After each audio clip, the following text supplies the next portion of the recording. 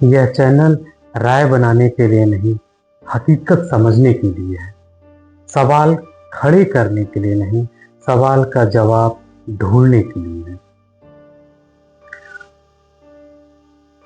हर परेशानी का एक ही चेहरा नहीं होता है, हर सच्चाई एक तरफा नहीं होती है।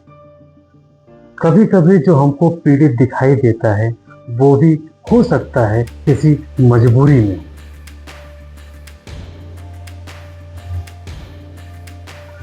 मैं यहाँ कोई फैसला सुनाने नहीं आया, ना ही मैं यहाँ ये बताने आया हूँ कि कौन सही है कौन गलत है। मैं सिर्फ ये जानना, समझना और सिर्फ इतना बात बताना चाहता हूँ या बात करना चाहता हूँ कि हर समस्या के दो पहलू होते हैं। कभी कभी जवाब सिर्फ हाँ ना में नहीं, डायलमा में होता है। जैसे अगर हम सोचे तो जब हम स्कूल का फीस भरने जाते हैं, जब हम फीस भरते हैं तो हमारा दिल बहुत भारी हो जाता है।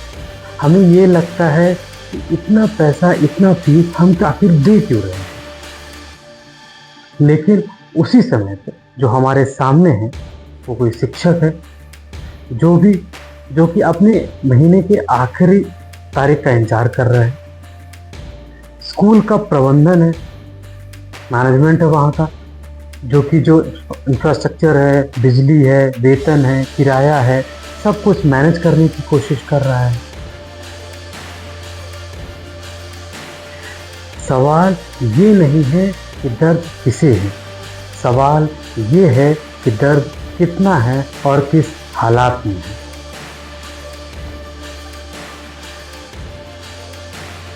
इसी बात पर एक नेट पे पढ़ी हुई एक कविता याद आती है कि अपना पेट भरा हो तो भूखमरी पर लिखी कविता लग सकती है अतिशयोक्ति। अपना जवान लड़का न झूल गया हो पंखे से यदि, तो तनाव पर लिखी कविता लग सकती है नई पीढ़ी का निकम्मापन। अपनी बिटिया न जल गई हो यदि आग के दहेज में, तो दहेज पर लिखी हुई कविता लग सकती है नारीवाद का प्रेम।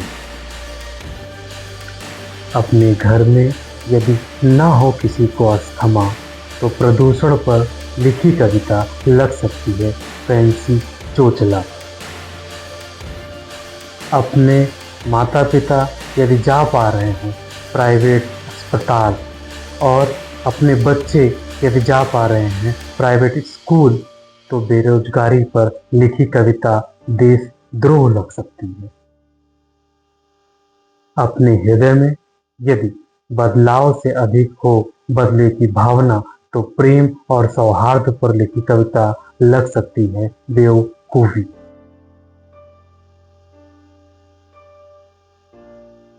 इसीलिए मैं इस चैनल पर, जो कि इस चैनल का नाम है जमीनी बात, यहाँ पर मैं खुद कोई सवाल नहीं बनाऊंगा। मैं ये सारे सवाल लोगों से लूंगा और जवाब भी पहले उन्हीं से पूछना चाहूंगा, उन्हीं से ढूंढना चाहूंगा, क्योंकि असली हकीकत फाइलों में नहीं जमीन पर होती है।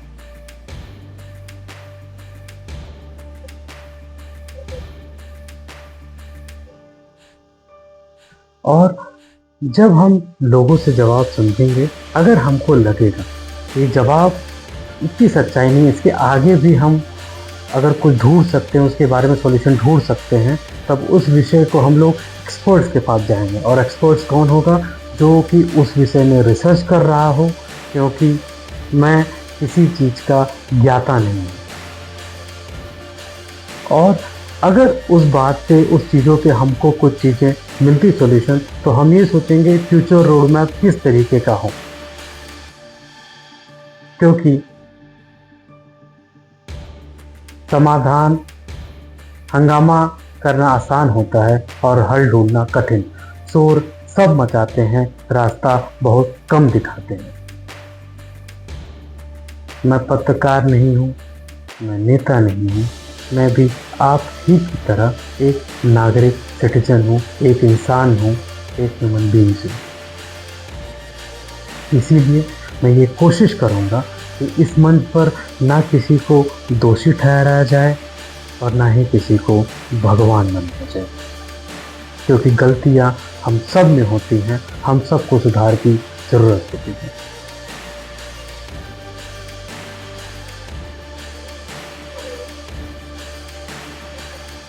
क्योंकि जब सवाल सही दिशा में चलते हैं तो जवाब खुद मिलने लगते हैं। बातें अपनों से अपनों के लिए, आप हैं अविनाश के साथ जमीनी बात पर।